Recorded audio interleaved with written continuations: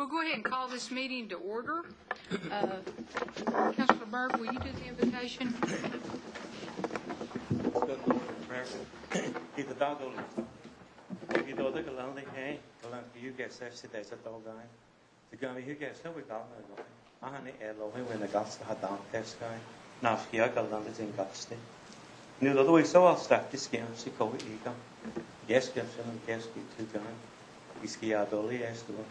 The most gracious Heavenly Father, thank you for the time to be here and take on the business of the Cherokee people and Cherokee tribe. Just lead and guide us as we make decisions that will better our people. And just thank you for the veterans that give us our freedom to be here today, dear Lord. Guide and lead us in Jesus' name we pray. Amen. But don't. Shelley, will you do the roll call? Here. Here. Joe Berg. On him. Julia Coates. Here. Jody Fisher.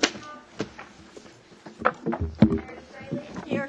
Janelle Fulbright. Present. John Carpet. Frankie Marcus.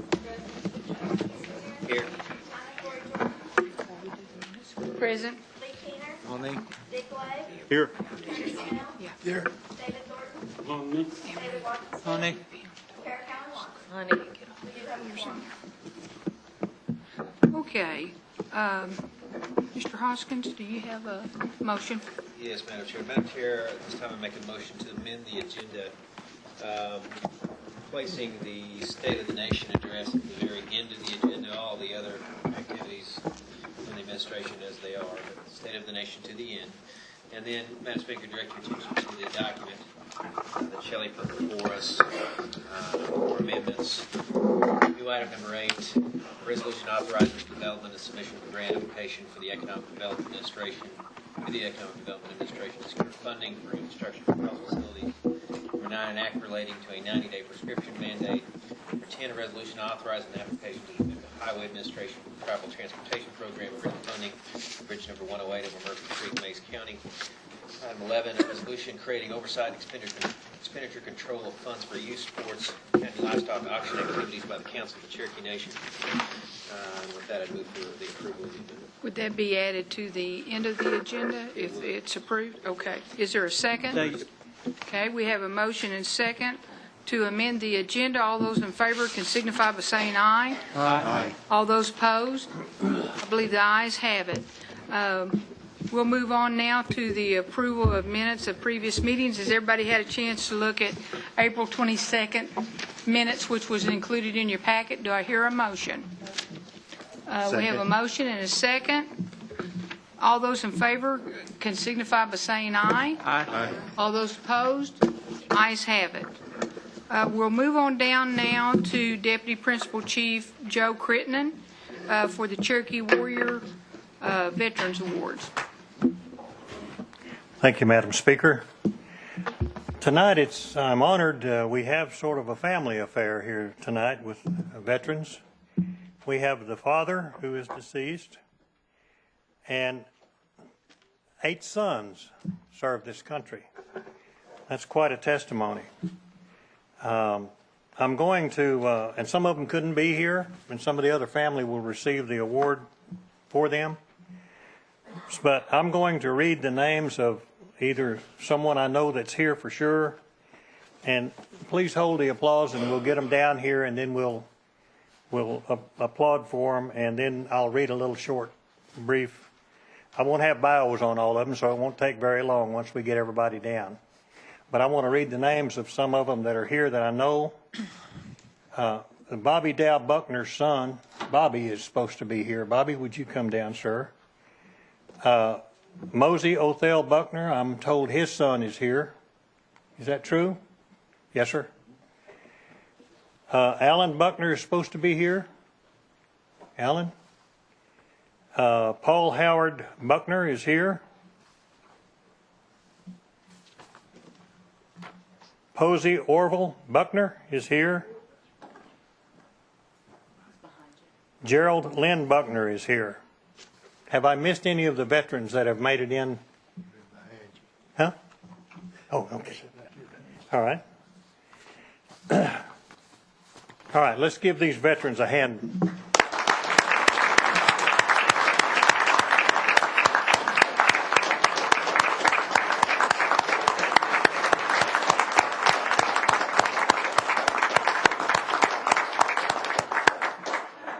On behalf of a grateful nation, gentlemen, we want to thank you for your service to this country.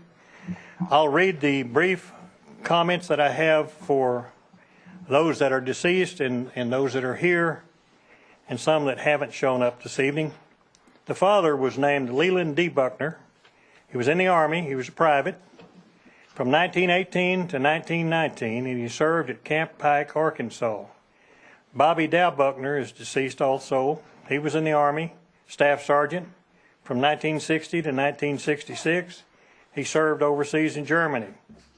Mosey Buckner is deceased. His son is here. He was in the Army, a Specialist 4th Class from 55 to 58, and he served at Fort Lewis, Washington.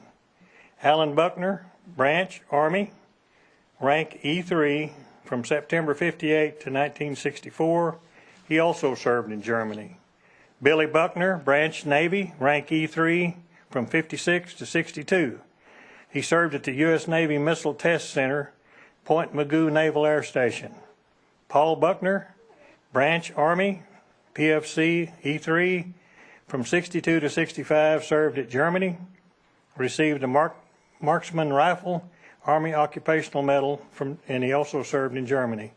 Posey Orville Buckner, Branch Army, Specialist 4th Class, from 55 to 59. He served in Kentucky and overseas in France. Gerald Lynn Buckner, Air Force, Airman 1st Class, from March of 1960 to 1963. He served at Austin, Texas, Korea, Kinchelo Air Force Base, Michigan, Bergstrom Air Force Base. His honors received Good Conduct Medal, March of 1963. Vernon C. Buckner, Branch Army, rank Sergeant, February 55 to 65, served at Europe, Asia, and the U.S.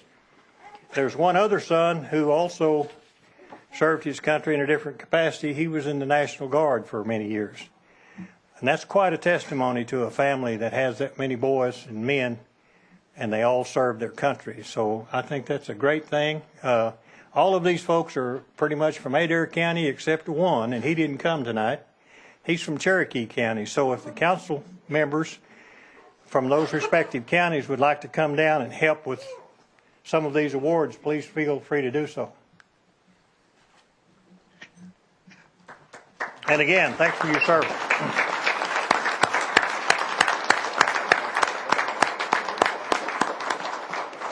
All right. These are deceased, I think. So we can start with this one. And start with Alan.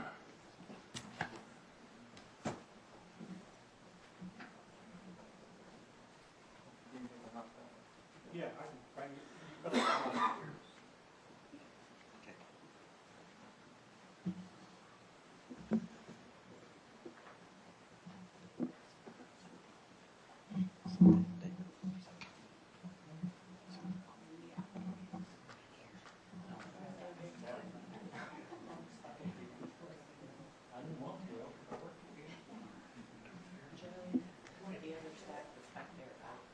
Yeah, we can start with the top. Thank you, David.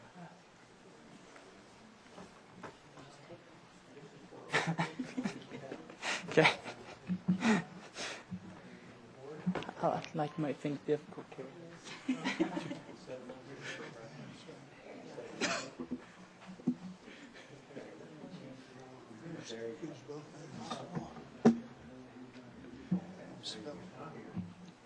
We'll get straight from in.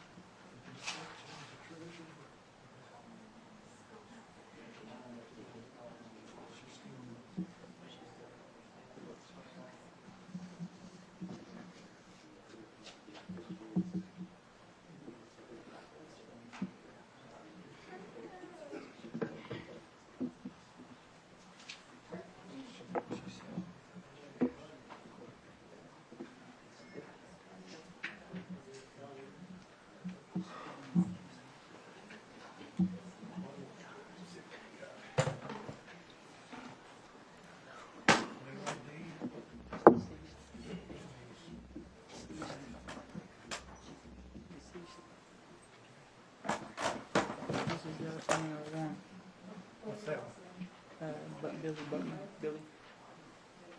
Billy's not here, right?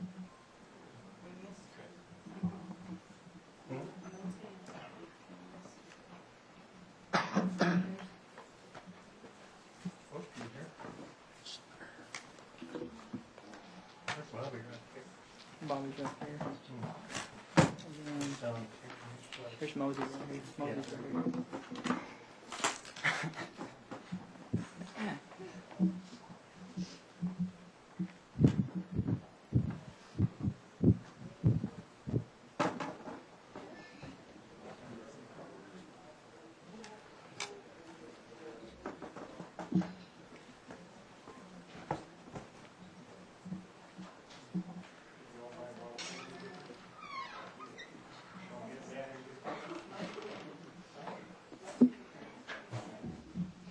Other family members want to get this burned?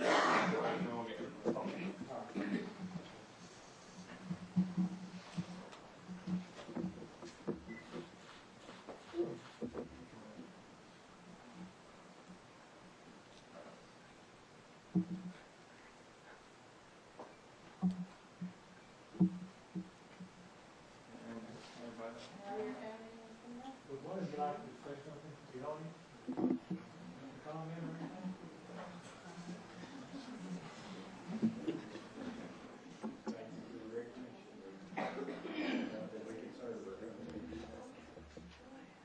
Some of the other family members want to come down and get the picture real quick?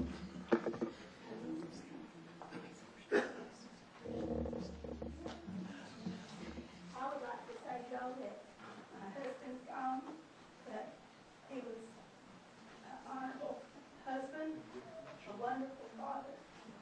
He didn't have the opportunity to serve in the capacity of a grandfather, but he served his nation well, and he was loyal.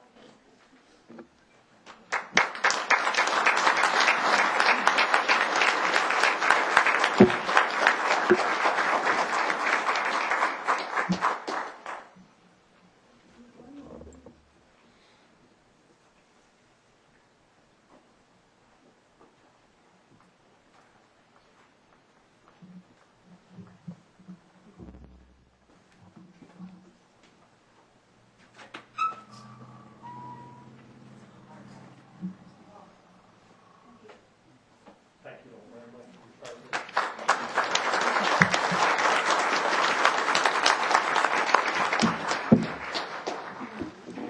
Thank you, Madam Speaker. That's all I have.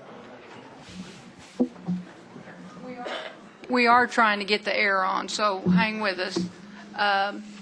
I'd like to take privilege of the chair right now. We asked some young people to come and visit with us tonight, and they are here, I understand, and I'm going to ask Councilor Byrd to introduce them. First, I'd like to introduce Miss Augusta Smith. Are you here? And I just saw our principal, Miss Joanne Carey Rose. Would you please introduce our sixth Gates Scholar from Sequoia High School? We're very, very proud of their accomplishments. Yes. Sure. Actually, what I would like to do is, I would love to introduce the lady that made all of this possible, because I think it's quite an honor for her. And we, when you see her, are going to understand what I mean when I say, because she is retiring, we have a very tall order to fill when we talk about filling the shoes of this outstanding woman that has dedicated her life to young people. So at this time, I would like to, it is my privilege and honor to introduce to you Mrs. Augusta Smith.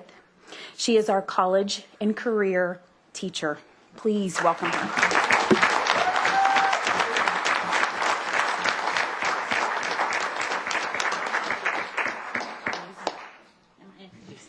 Yes, ma'am. Thank you so much. I said I'm leaving after 40 years of being a teacher. I don't want them 10 years from now saying she should have left 10 years ago. I want to still go out while I love it. I have loved every minute of teaching from the time I began 40 years ago, and I've now taught pre-K all the way through 12th grade. did a little bit of adjunct at NSU, and worked with mild, moderate, and severe profound students in Tahlequah schools. But I'll tell you what, working at Sequoia has been the icing on the cake for me. I've been there 7 years and loved every minute of it. I can remember a long time ago thinking, someday I'd love to work at Sequoia. And God is good, that's all I can say. He let me do that very thing. And they have fulfilled just everything that I could possibly imagine. These students are truly the cream of the crop. And every one of them but I love the ones that even didn't get it because they worked so hard. And every year they've just never disappointed me, never. And each year they just keep getting better and better. And I told Mr. Qualls, I've been looking at someone to take my place, and I told him, you need to get her, you need to get her. And he said, well, if we can afford her. And I said, you can't afford not to. And I said, because you've got a good program going. And it's not about me, though. I want you all to understand that. It's about Sequoia. We have some super administration. We have some super teachers that have always been there. Kara Cowan Watts I've been on her listserv since day one, and she sends stuff out, and man, I just grab a hold of it. And those seniors get tired of seeing something that comes from Augusta Smith every day, because I said, there it is, just do it. And thank you, seniors, because you have always done it. And Zane, I'm going to have him come first. He's my big boy. And Zane has not only gotten the Gates Scholarship, but he also got a $15,000 scholarship. And then more and more just keep coming in. He's going to Oklahoma City University in the fall. This is Zane Key. Natalie, if you'll come. This is Natalie Tomasic, and if you went to the drama presentation, the musical, she was there right in the middle of it, and she's hoping to have a career in drama, in acting, and I know that she will. Right now, she wants to go to New York, and I know that that's up there somewhere in her stars, and she'll get there. I can just guarantee that. And right now, she's going to start at Oklahoma City University, and she has also received scholarships from Oklahoma City University. So this is Natalie. Nicole, if you'll come up. This is Nicole Mangles. Nicole is, she followed her brother's footsteps. Her brother Tyler got the Gates Scholarship last year. And Nicole came in, great guns. I mean, I couldn't work fast enough and furious enough to get her to slow down to put in those scholarships. She started day one just wanting to know what can I do? And she will be attending, and I believe she's going into health training, athletic training, and she's going to the University of Tulsa. So I'll be over there at her football games. Very proud of them. Okay, Lakin, this is Lakin Keener. And I was asking her mom, are y'all kin to that guy over there? And this is Lakin Keener. Lakin's from Hulbert, and she was also in the drama production, the musical, just this past few days. And Lakin has just surpassed anything I could imagine in fashion and design, and that's where she's headed. And she'll be going to Oklahoma State University.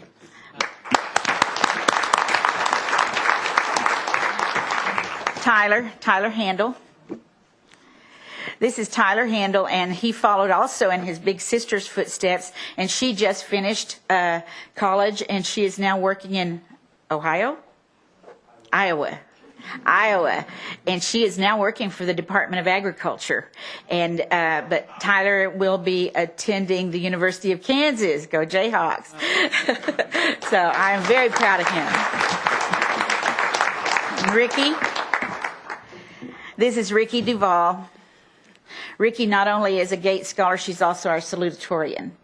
And she has she's another one that just doesn't slow down.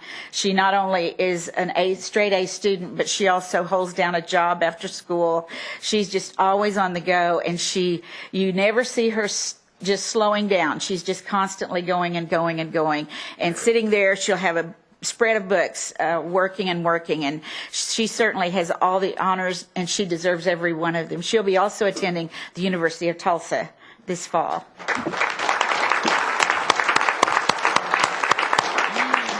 Not only do I congratulate them, but I congratulate their parents, their grandparents that are here, the support. And I have found that if they have the support at home, they're going to do some things. And they have always had somebody at home that has nudged them on and said, just, you can do it, you can do it.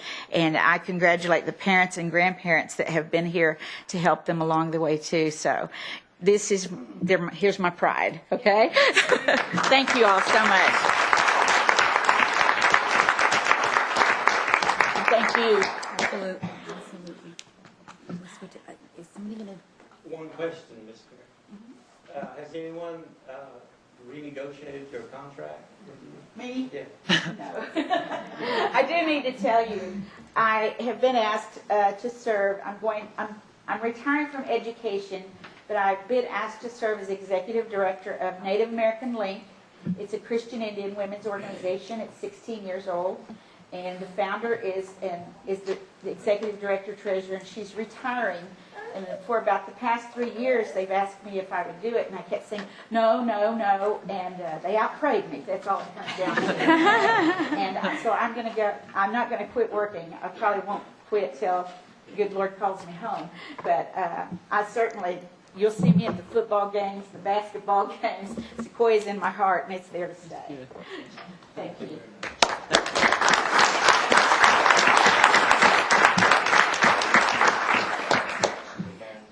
Well, just one thing. Would you guys tell us where you're from, just so that everyone knows? Mm-hmm. I'm from Stillwell. I'm from Colbert. I'm from Broken Arrow. I'm from Tidewell. I'm Stillwell, Oklahoma.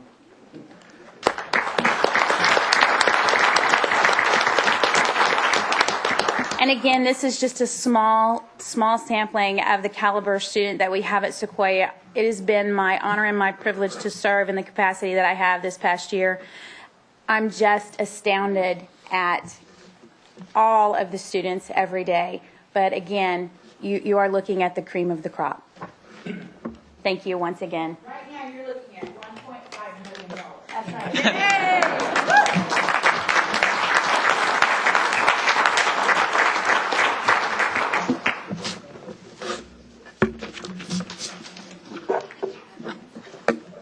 Good job, guys.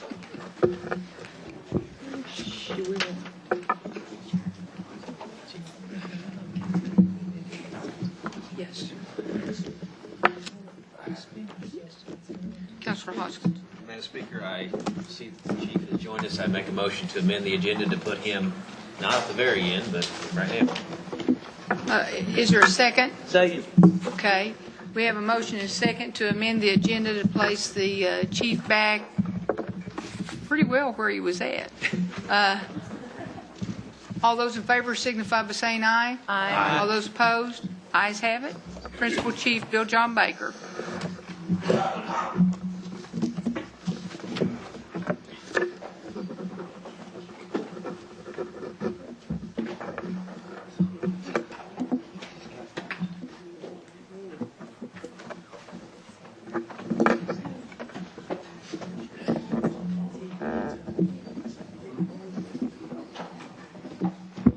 We'll give it a second.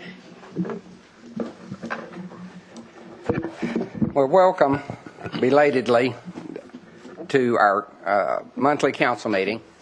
I just had the honor and privilege to speak at the immersion school graduation. Although I hated to put you all off, I thought it was so extremely important. Those kids put in so much, and their parents have invested so much in keeping our Cherokee Nation language alive. And so I just asked them next year to try to put it on another night.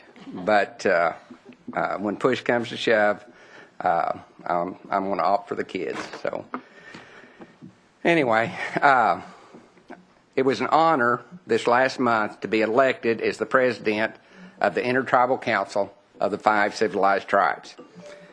It's an organization that we meet quarterly, and I look forward to working with this organization in the upcoming year.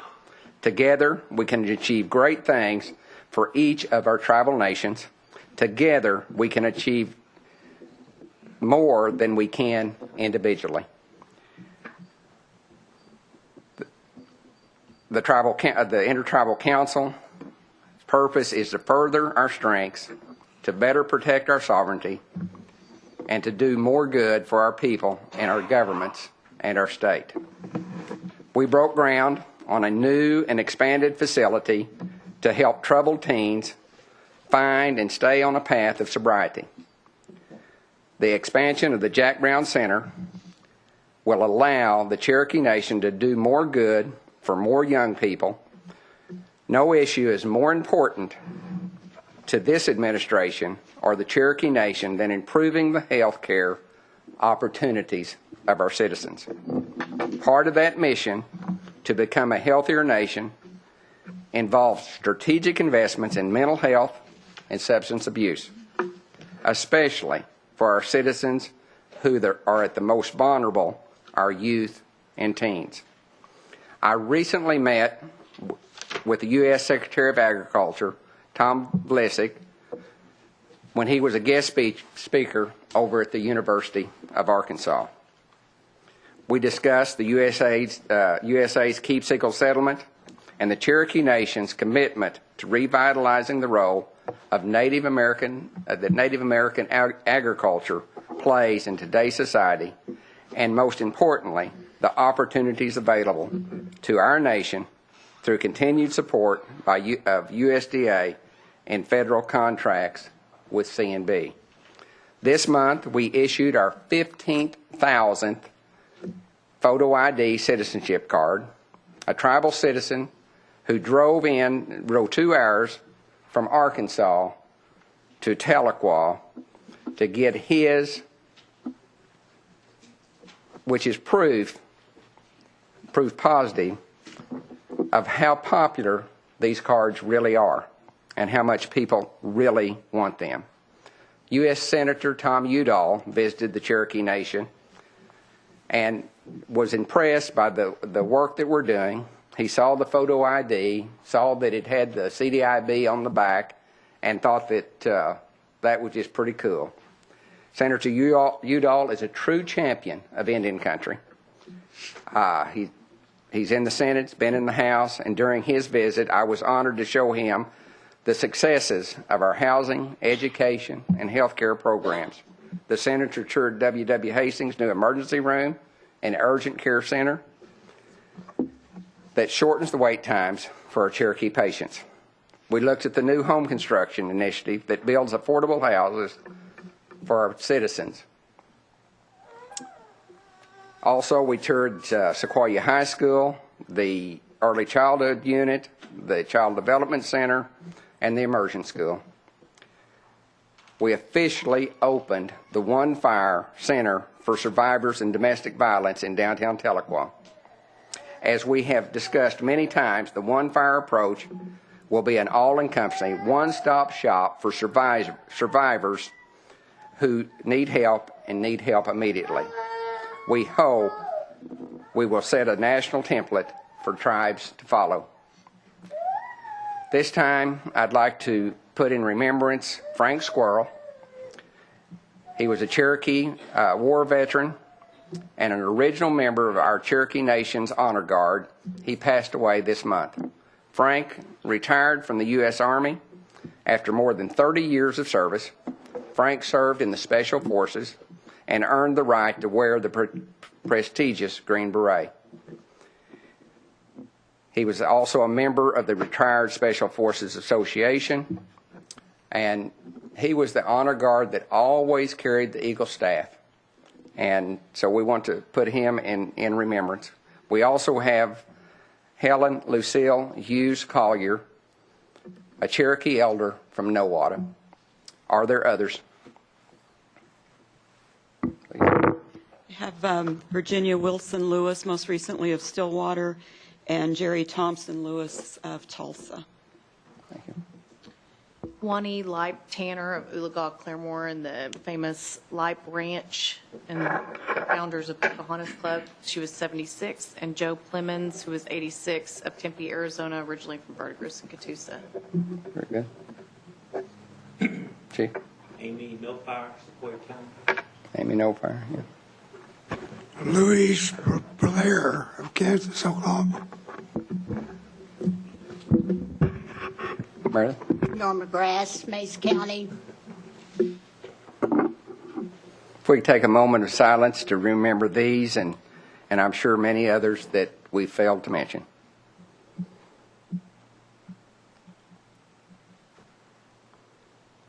Waddell. Finally, I'd like to recognize Diane Barker Harold for winning the 2013 National Crime Victim Service Award from the U.S. Department of Justice. Diane here.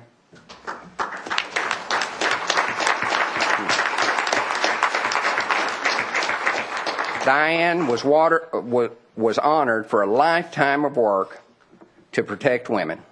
Without a doubt, Diane is one of the most prominent voices in all of Indian country for women's rights. She is highly respected for her advocacy and for her progressive ideas on ways to better serve Native survivors of violence. Her breadth and depth of experience is second to none. She has faced and overcome her own personal challenges as a victim when services did not exist. She has supported survivors in a maze of Indian country judicial systems and continues to train, mentor, and support tribal survivors of crime. We are honored and deeply appreciative of her help in organizing and launching the One Fire Task Force. Thank you so much. Come on.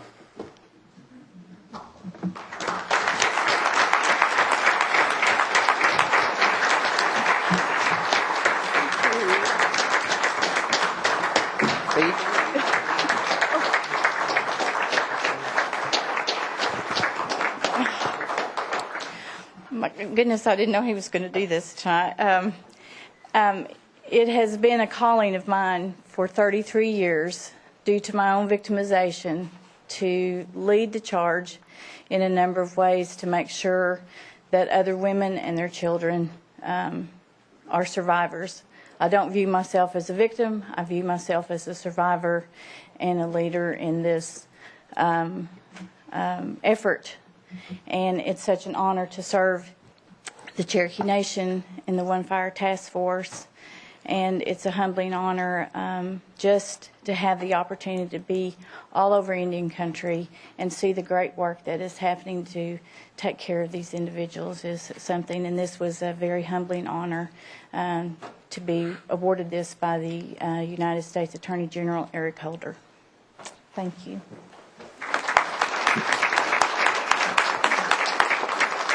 That concludes this month's State of the Nation. God bless each and every one of you, and God bless the Cherokee Nation.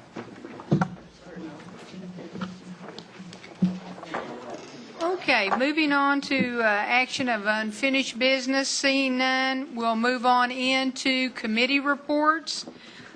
First up will be Gary Cooper of the Housing Authority. Madam Speaker, members of the council, good evening. I hope that all the mothers on the council in here this evening had a wonderful Mother's Day. Seems like we met just a few hours ago in committee, so I'll try to keep my report brief this evening. The regular Housing Authority Board meeting for this month is scheduled for Thursday evening at 5:30 at our offices here in Tahlequah. Just a reminder that this year we anticipate opening up the college housing assistance program start taking applications on July 1st. As soon as we get those applications ready, we'll make sure that each and every one of you have those. And also, we're working on getting some press releases out, and also working to we'll have that updated on our website. The Housing Authority continues to assist our income-eligible families through the Community Shield Insurance Program with Affordable Homeowners Insurance. We have over 2,400 families that participate in that program through us and AMRAN. That concludes my report for this evening. Unless you have any questions, I'll be more than happy to answer those. Any questions? Okay. Thank you. Thank you. Our next monthly report is Sean Slayton, our CEO of Cherokee Nation Business LLC. Good evening, Council. Happy to report on February and March. We ended up with one of the best second quarters that we've ever had at CNB. In addition to what we provide through the monthly dividend, we also collected approximately $500,000 for the tax commission. Our expansion projects are wrapping up. If you've been by Fort Gibson, we're finishing up the porte-cochere there. That really enhanced what we had built, and we're looking forward to the next big thing, which we need to go to work on Roland down there. And so we'll be bringing forth a proposal to replace that facility. It's approximately 23 years old and is in need of some repair. So we'll probably look at a total replacement of that. We were happy to receive a $5.1 million contract from Sikorsky at CNI to provide frame and instrument panel assembly for the S-300C helicopter.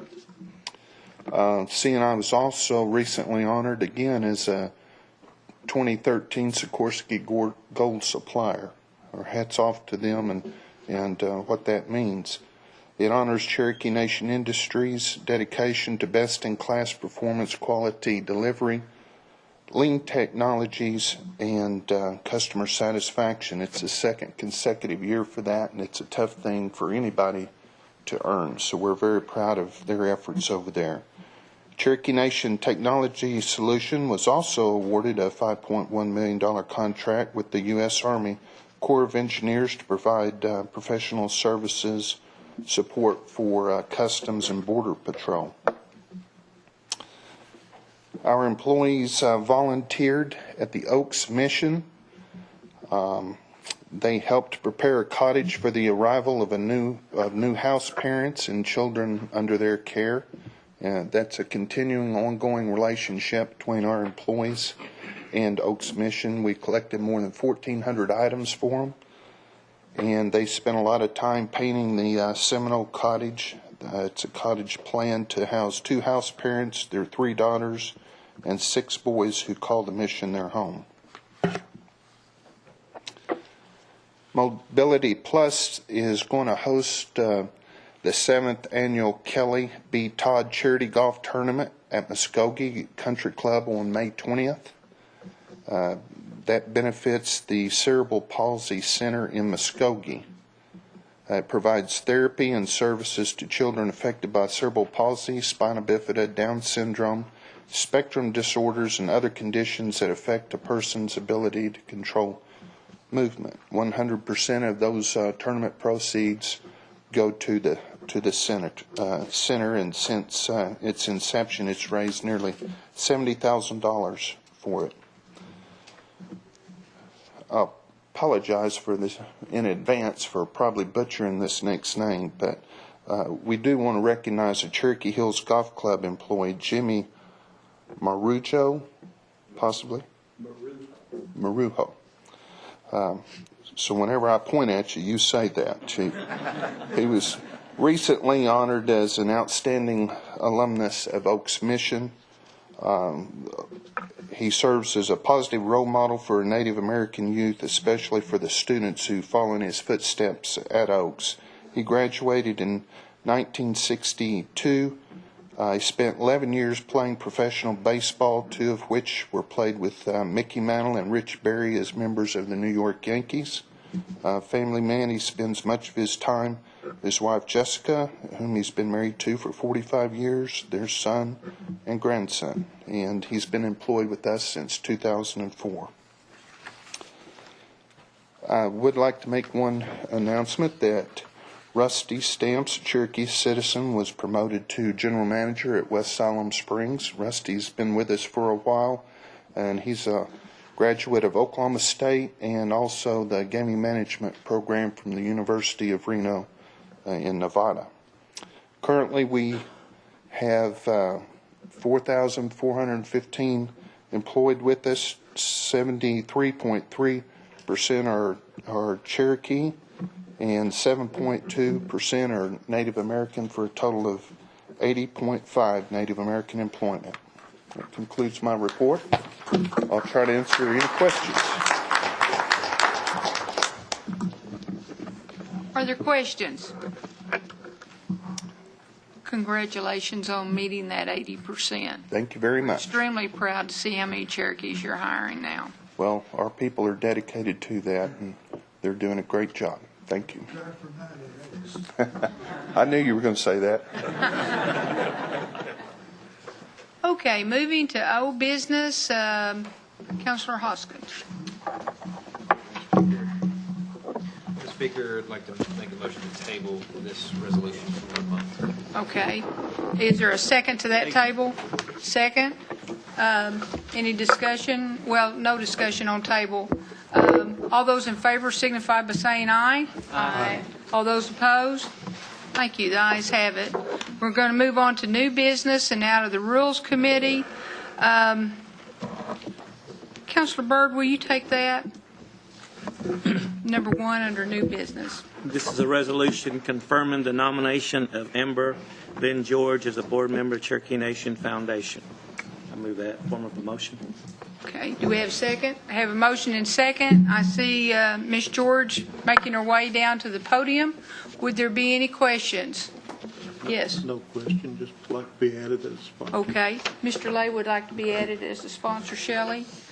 Or would there be, Ms. Hargis would like to be added as a sponsor also? Well, Mr. Walking Stick also? Would there be others that would like to be added as sponsor? Okay.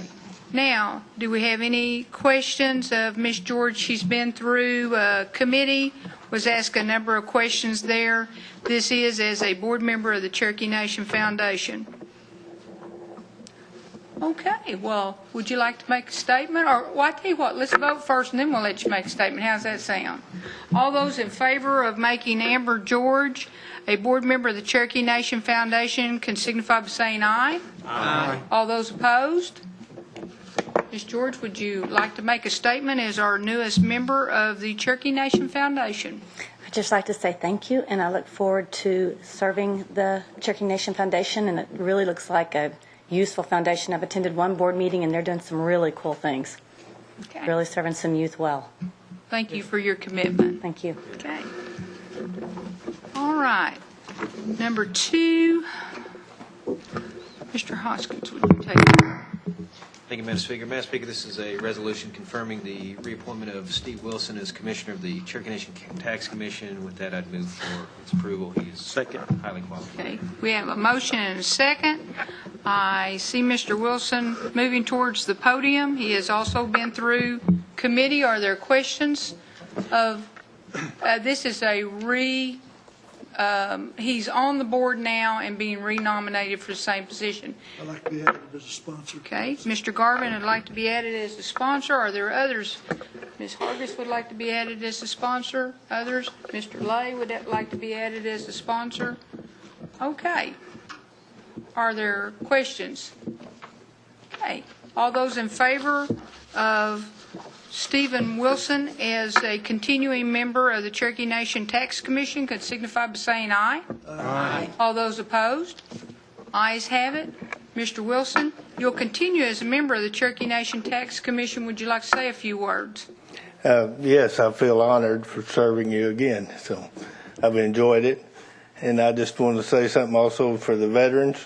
We're currently working on a tax exemption card.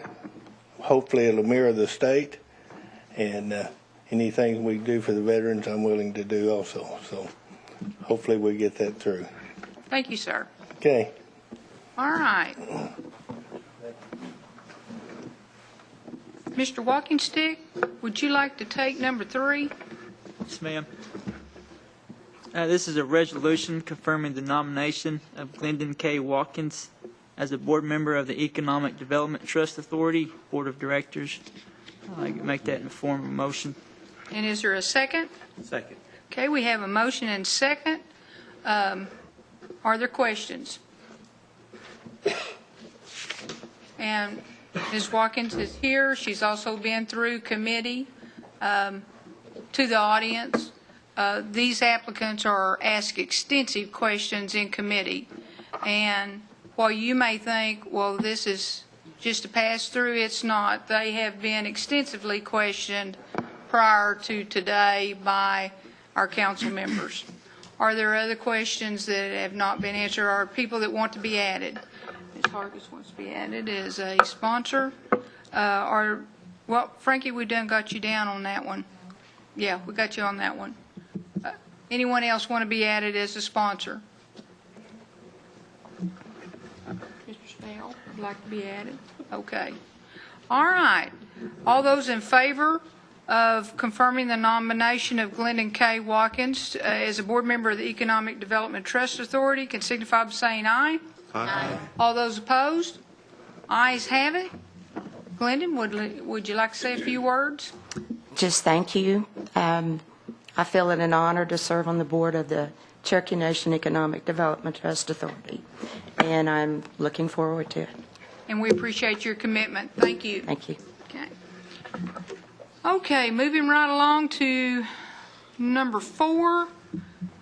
Councilman Baker, will you take that? Yes, thank you, Madam Speaker. This is a resolution honoring Jeff Stansel of Georgia for his work and dedication to preserve Cherokee history and culture. Jeff started his career at the band house, at New Eshota in Georgia in 1980, and under his direction there, we rebuilt our council house at our capital of New Eshota, and then Jeff transferred to the band house, and while he was at the band house, they added a visitor center, several log cabins, added 85 acres of the original plantation for the historic site. They restored the Spring Place Mission Cemetery, which was the first mission to the Cherokees, and where our early chief Charles Donatus Hicks is buried. And I make a motion that we approve this resolution. Second. We have a motion and second. Are there any questions? Yes. Added as a sponsor. Janelle wants to be added. Anybody else that wants to be added? Mr. Thornton wants to be added. Yes. Am I on I think we've got just about everybody on there. Don, we have you on there too. Anybody? I think we've got everybody. If there's no questions, all those in favor can signify by saying aye. Aye. All those opposed? Ayes have it. Thank you, Mr. Baker. Next, Councilor Hoskins, will you take number 5?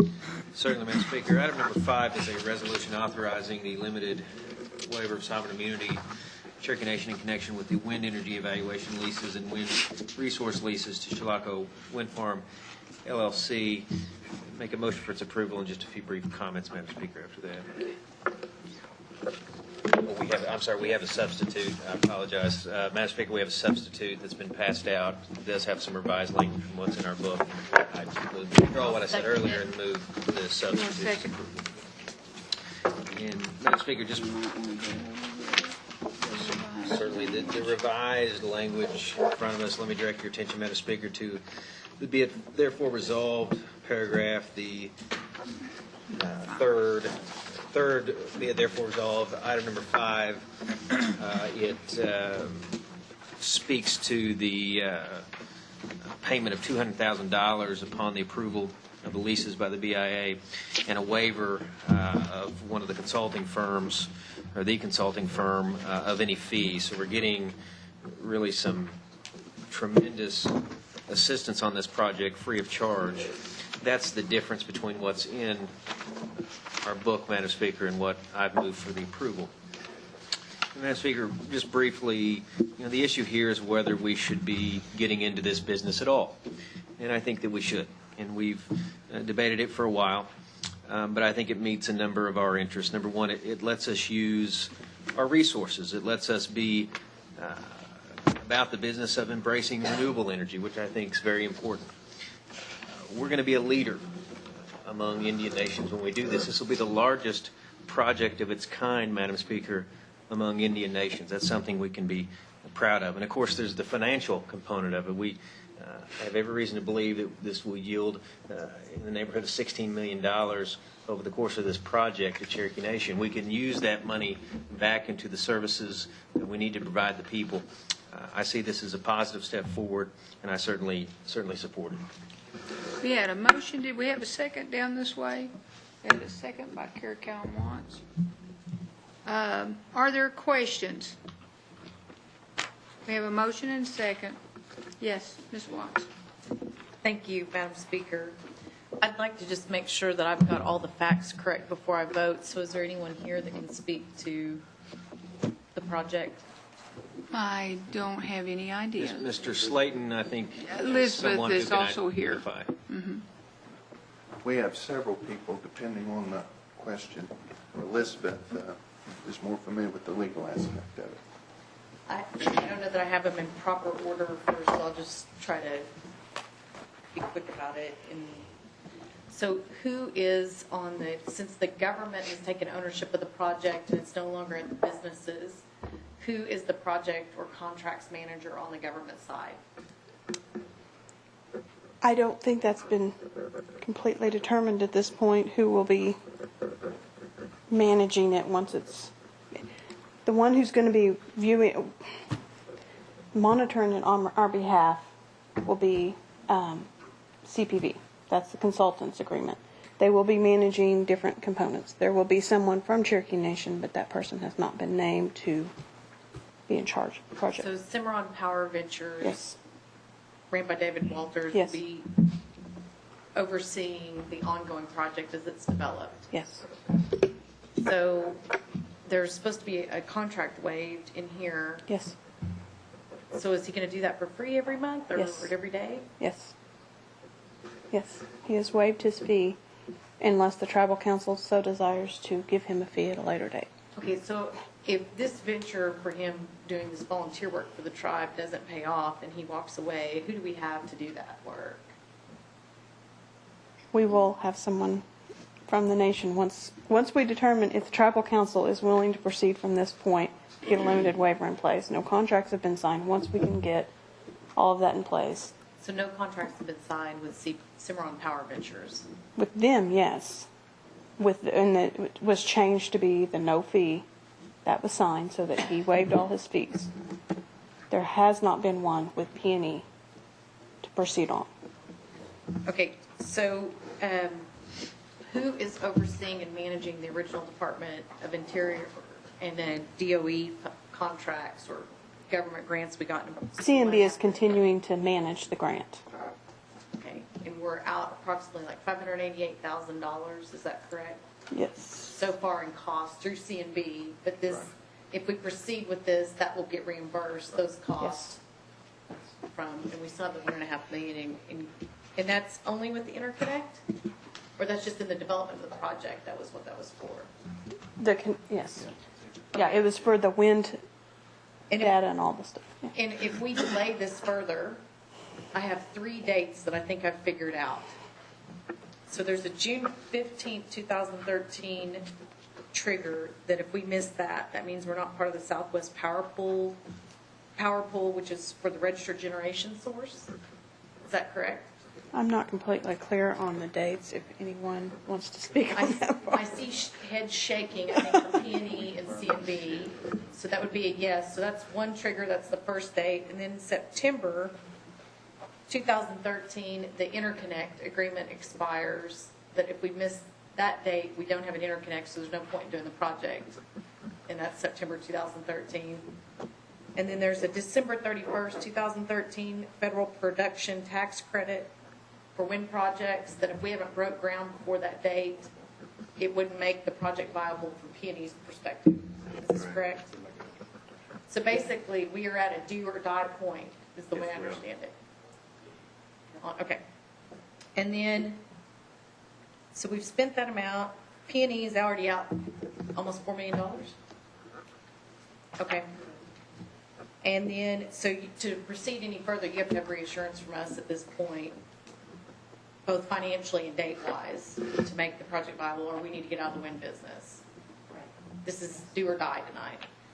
And then we're projecting about 16 million in revenue to the Cherokee Nation, not to CNB, so it's 100% monies over 20 years as profit. I guess that's the conservative side, assuming we don't pick up ownership at a certain point and other stuff.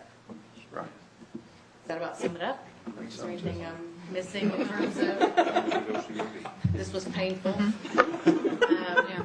And Elizabeth, I know this wasn't your decision, so this doesn't reflect on you. You've been at every meeting, but it's been disappointing as a tribal legislator that it's been so painful that we finally got an email last week that we were given 3 days for the AG's office, that we had to physically drive from, I would be coming from Claremore, to Tahlequah, and to do that I had to make an appointment during business hours to actually review contracts. Now, I managed to pull this from information we already had, so I wanted to make sure that I wasn't missing something, because there's no way, with no staff, that we're able to do that. That is not your decision, I understand that, Elizabeth. So, and I know it's pulled from CMB, so it's all at the AG's office, but that's not the way we can conduct business. But I'm not going to penalize that. Councilor Watts, do you have a question somewhere in there? I believe we're in council, and we have the opportunity to debate and discuss and put things on record. I don't think anyone's trying to debate with you, so if you have a question, let's ask the question. I think the Cherokee people deserve to know what we were made available to or not before we take a vote. Do you have another question? No, but I also have the right. Does anyone else have questions? Okay. I think Point of order. Keener first. Madam Speaker, do I not have the right to put my reasoning behind a vote or qualification? Keener, you're next. Well, let me ask this one question. Will CPV be eligible for DOE grants? No. No? CPV, all of the fee has been waived. The provision where they were getting a certain portion of the DOE has been removed as well. Mm-hmm. So somebody wrote gullible on the ceiling. Huh? Thank you. Mm-hmm. Questions I have? May I address Mr. Deal? Elizabeth, Yes? this waiver is expressly for breach of contract covering access to fee and trust property, correct? Correct. Okay. One of the conditions is that there will be no lien or encumbrance upon tribal property. Does tribal property include both fee and trust property? Yes. So it would be covered under both? The same lease will be the same in both leases, other than it will just say fee or it'll say trust. All the provisions have been negotiated for both leases. Okay. To be the same. All right, thank you. Mm-hmm. Mr. Thornton? Yes. Can you tell us how many acres is involved in this lease? Can anybody say? Approximately 3,000 acres in Cherokee. Can you say how many windmills are involved in this lease? There's supposed to be 95, correct? 90? 90 total, between Phase 1 and Phase 2, meaning the other tribe's land and our land. They will have. For how many years? For how many years? If they put the wind, if they decide to take over the resource lease, they have an option for 20 years and then 20 additional years. So total, it could be 40 years. And the amount that Mr. Hoskins did over here was $60 million. We've got a chance to make that much money? 16? 16. 16. How much area does it take to put a windmill? Can anyone answer how much area it takes to put a windmill up? For a single turbine? Approximately 6,000. Well, the total project is 6,000 acres with 90 turbines. 3,000 of that is the fee and trust land that the Cherokees are putting forward.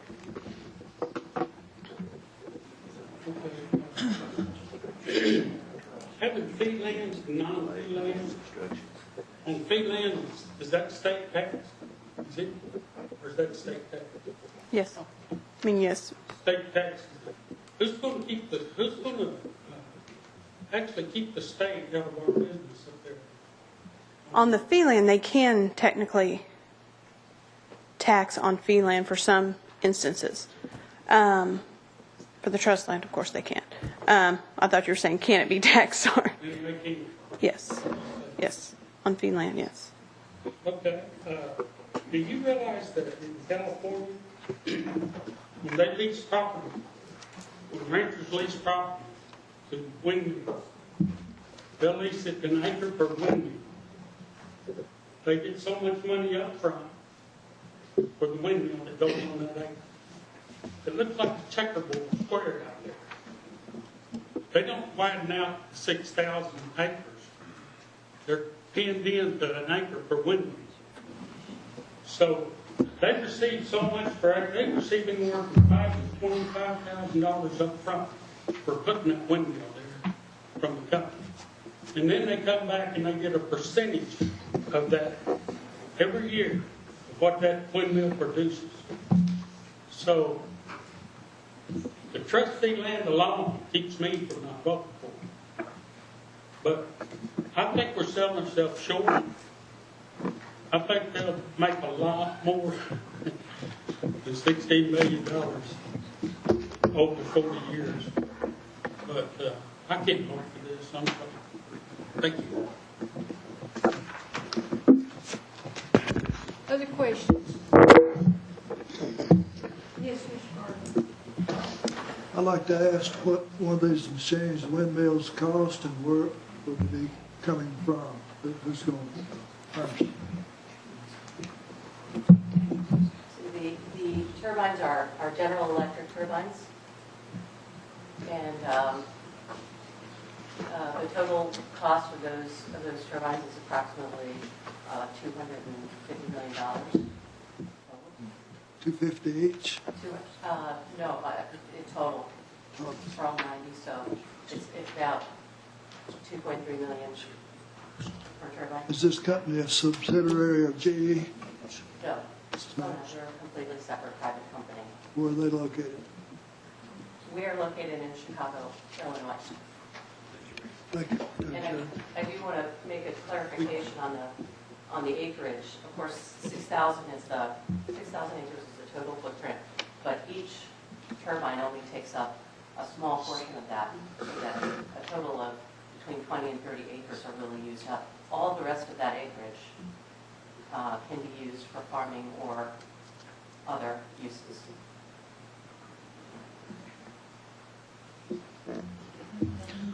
Okay, other questions? Ms. Coates? All right.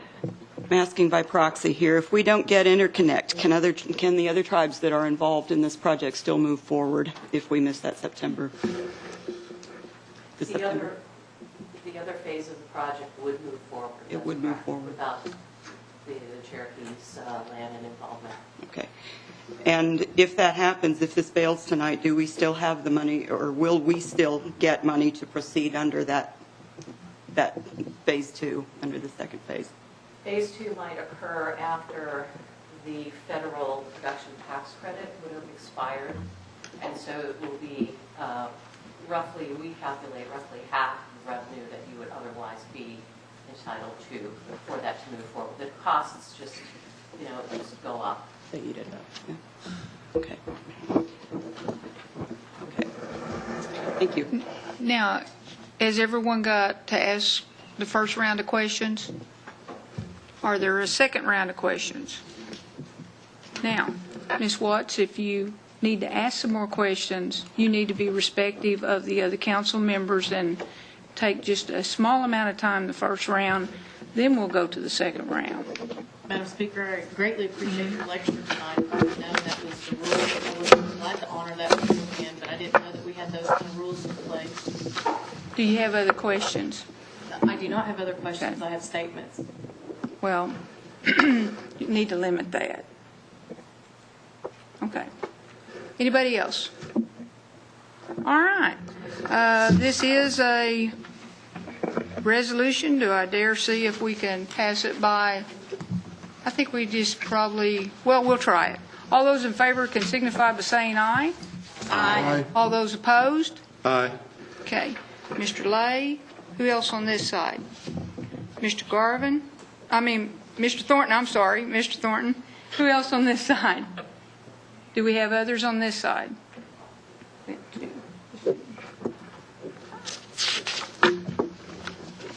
It looks like the resolution passes. That moves us on to the Executive and Finance Committee. Mr. Hoskins. Thank you, Madam Speaker. Madam Speaker, item number 6 is a resolution authorizing financial depositories for Cherokee Nation. This adds and makes modifications to our current list, which I might add adds and includes the number of Terrell banks, Terrell certified banks. With that, I'd move for its approval. Second. Do we have a second? Okay. Okay, we have a motion and second. Do we have questions? Mr. Lake. Thank you, Madam Speaker. Had one question. I think the bank was in the Tayroll Bank. I believe it was out of Washington. Would you like Ms. Horn to come down to the podium? Okay. Ms. Horn, would you come down to the podium?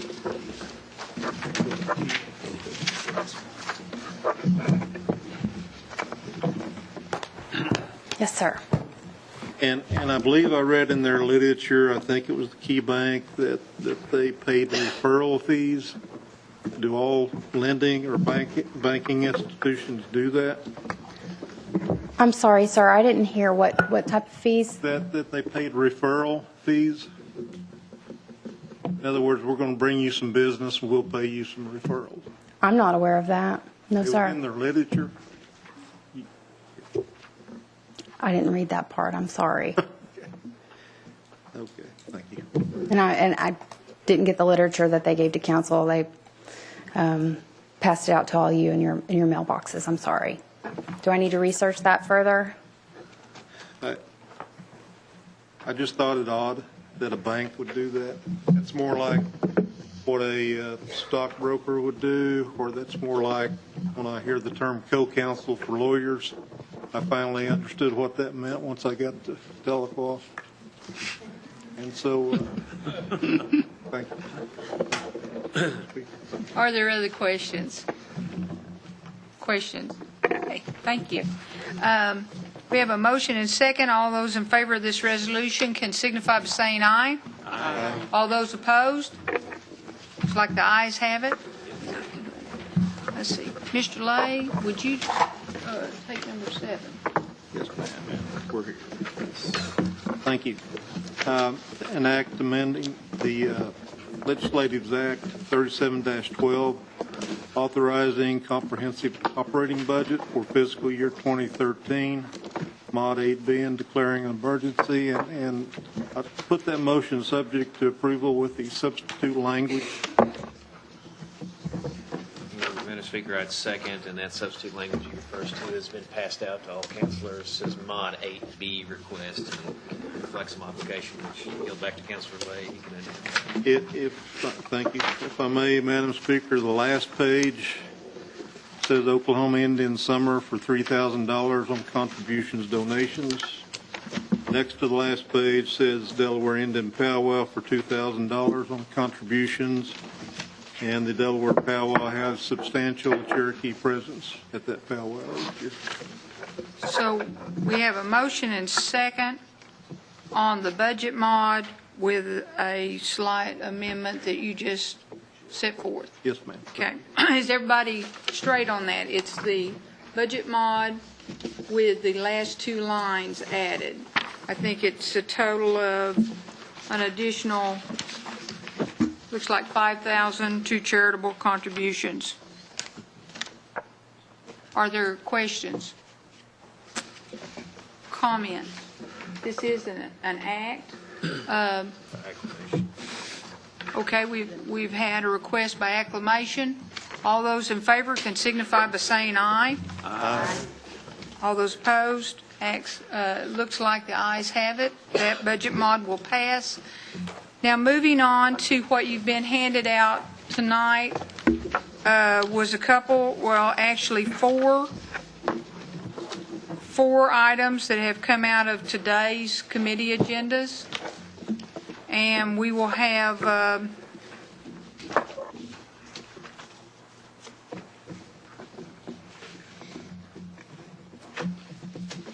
Mr. Hoskins, I'm going to have you take number 8. Speaker, item number 8 is a resolution authorizing the development and submission of a grant application to the Economic Development Administration to secure funding for infrastructure for health clinics. As we know from Health Committee earlier today, the administration seized on an opportunity to get up to $4.5 million, I think between $4 and $4.5 million, something to that effect, that can go to infrastructure projects for these new clinics that we're building. And with that, I move for its approval. Second motion. Okay, we have a motion and second by Mr. Garvin. Are there questions on this resolution? Questions on this resolution? Okay. All those in favor of this resolution can signify by saying aye. Aye. All those opposed? Ayes have it.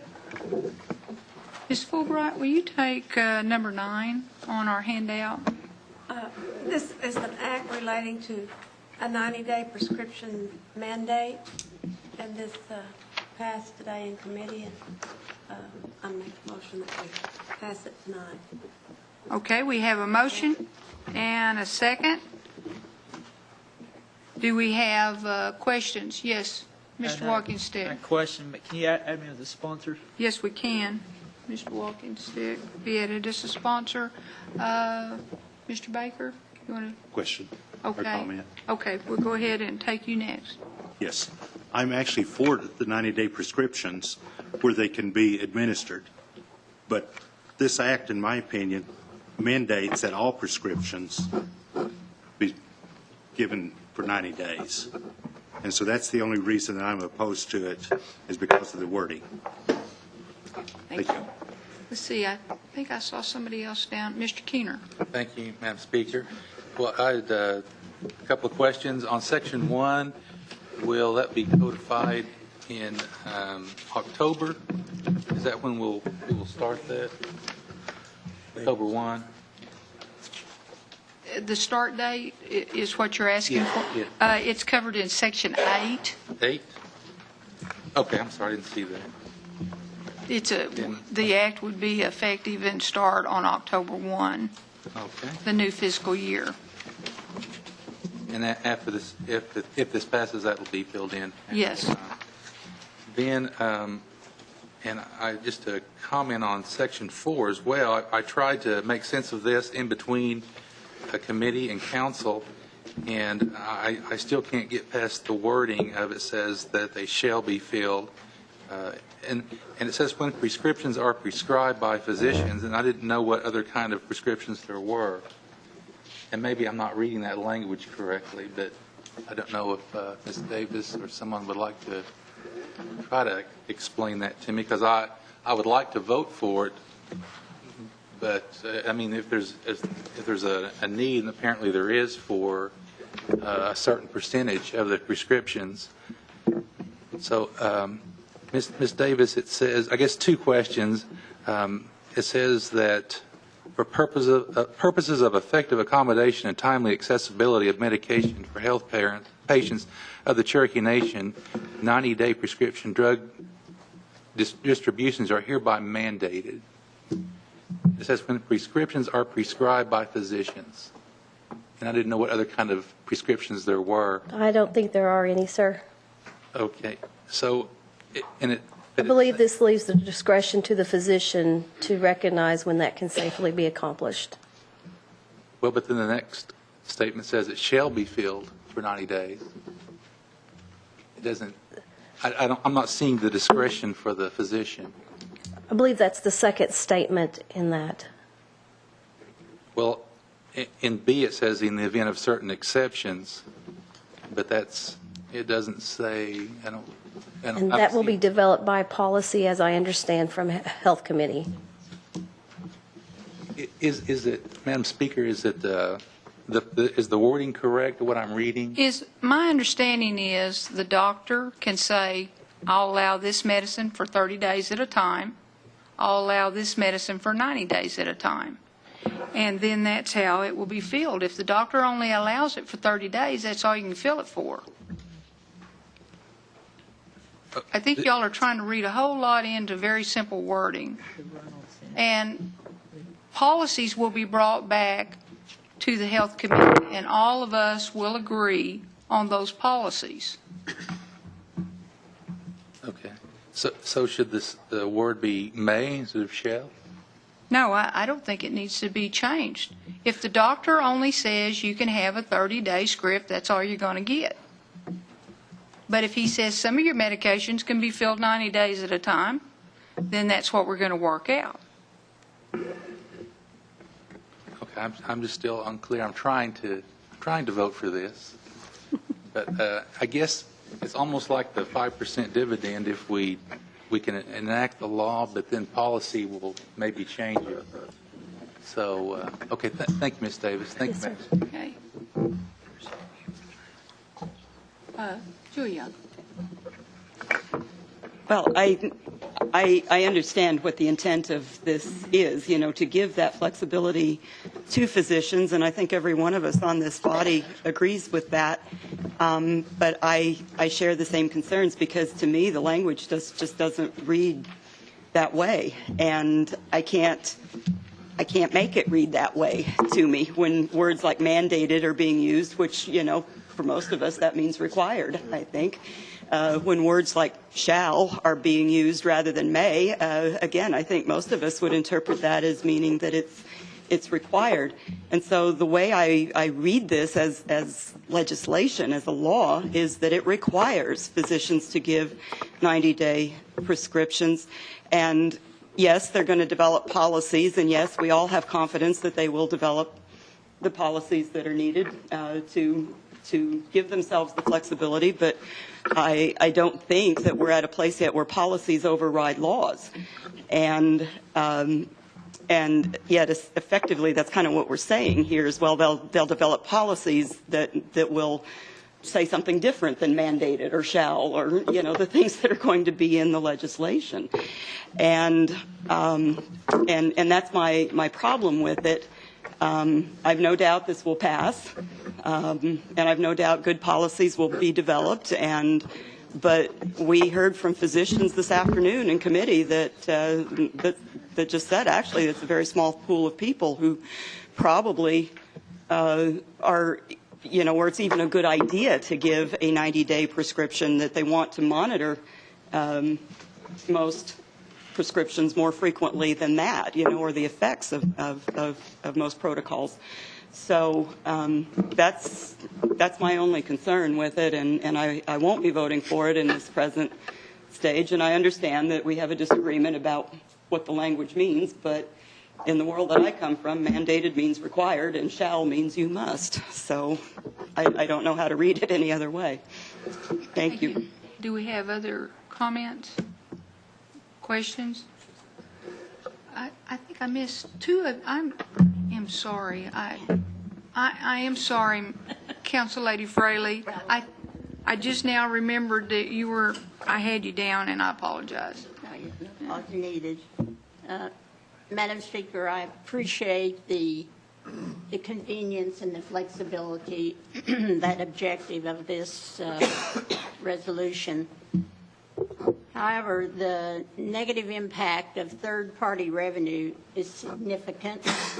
Currently, third-party revenue covers 92% of the cost of our pharmaceuticals. That's only one aspect of our health care costs.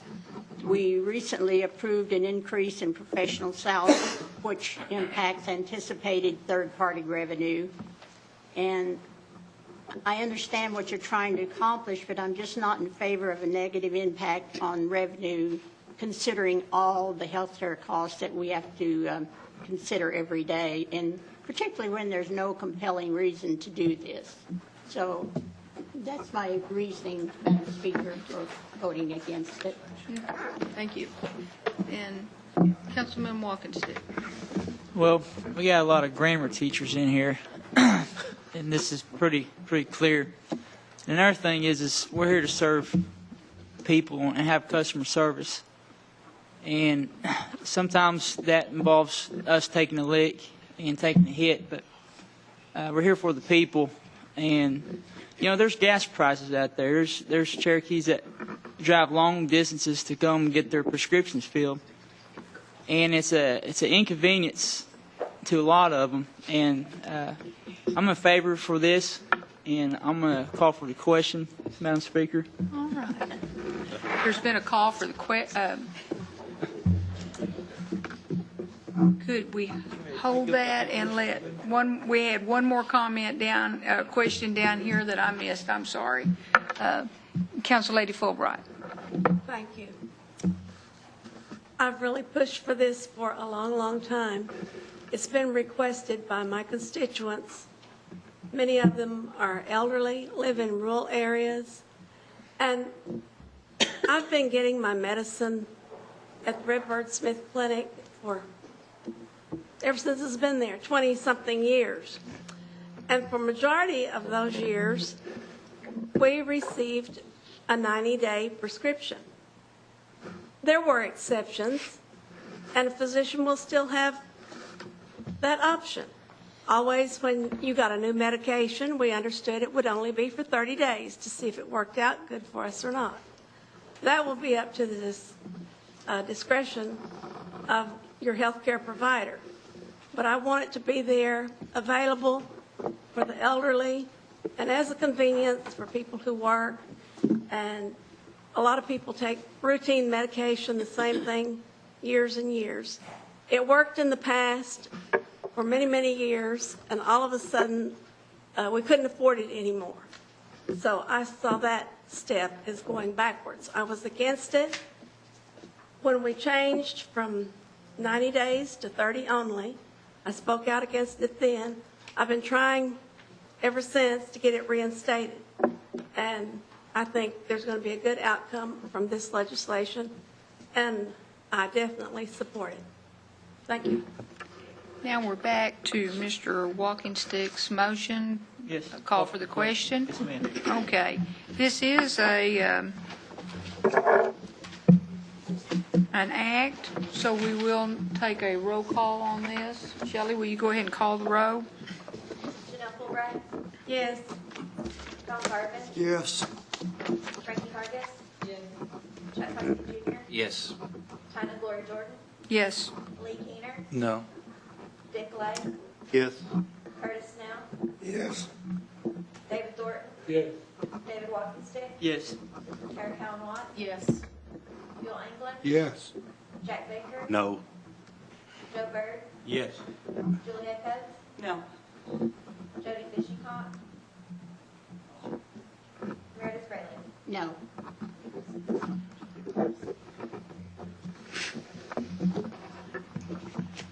We have 12 yes and 4 no.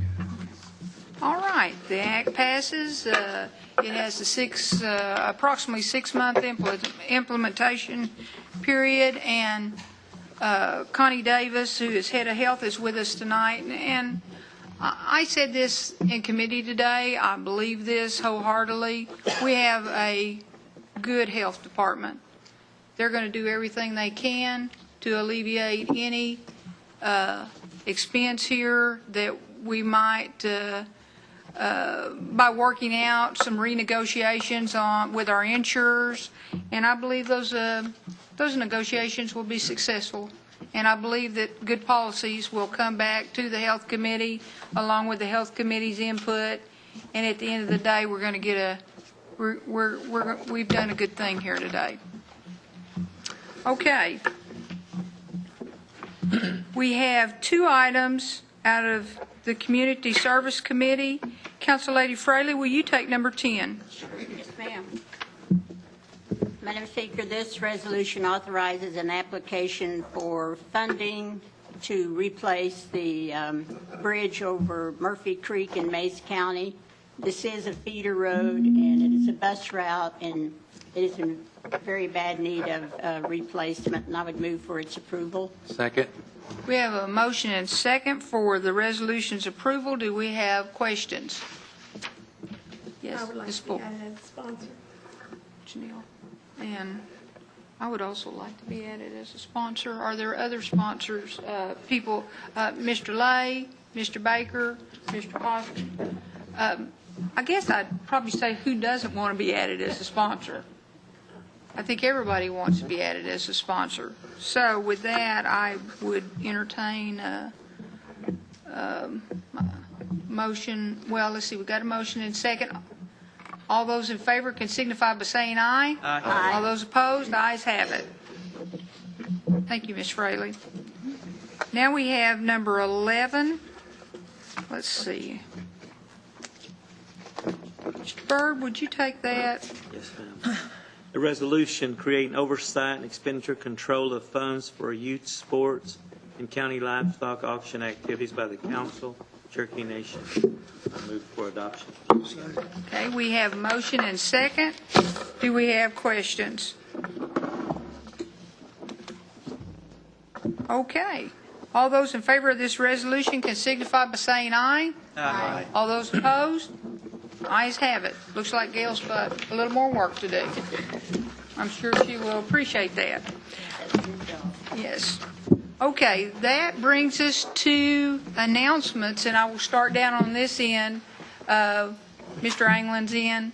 Do we have any announcements on this end? Councilman Byrd. Yes, I have one. I'm glad the principal chief is still here and acting director of education department. As Cherokee being my first language, and really just real dear to my heart, one of the most unique things about the Cherokee language is that there are no curse words and there's no word for goodbye. That makes it very, very unique. We've lived hundreds of years without trying to create a word for goodbye. And here recently I heard someone trying to create a word for goodbye. They can create one, but I don't want it to come into Cherokee Nation. I want that to go on record. There is no word for goodbye. There's a reason for that, folks. So I'm just letting you know, going for the record, that I totally oppose that. Well done. Thank you. Are there other announcements on this end? Mr. Walkenstick. May 21st, we're having a community meeting at Dry Creek. We're asking the fish up there. You guys bring. Thank you. Okay. Mr. Lay. May 16th, the community meeting at Locust Grove, 21st at Dewey, 23rd at Nowata, and I'm looking for another one. Okay. Y'all come. Dry Creek. Ms. Hargis. I just want to say, one of the reasons we created in 14 counties is to keep our kids here. And I want to congratulate Keisha Worley from Stillwell, who recently graduated, last Saturday from Oklahoma City University. She wore the Cherokee banner on her, honor banner, and she will be going to work at CNI next week. Her uncle, Matt Fixon, worked there for years. Her grandmother, Barbara Worley, works for the Cherokee Nation, and I just want to congratulate her. All right. And I would like to ask each one of you, if you would, to keep Dr. Morton in your prayers. He had a car wreck this weekend, and let's just keep him in our prayers as he goes about the path of healing. Thank you. Looks like our attorney is rising. Yes. Yeah. I'd just like to take this opportunity to tell the council how much I appreciate serving them, and now you know why I wasn't at work. Okay. Yes, Madam Mr. Speaker, I Garvey. make a motion, we adjourn. Second. We have a motion and second to adjourn. All in favor, signify by saying aye. Aye. All opposed? Ayes have it. See you next month. No doubt, no doubt,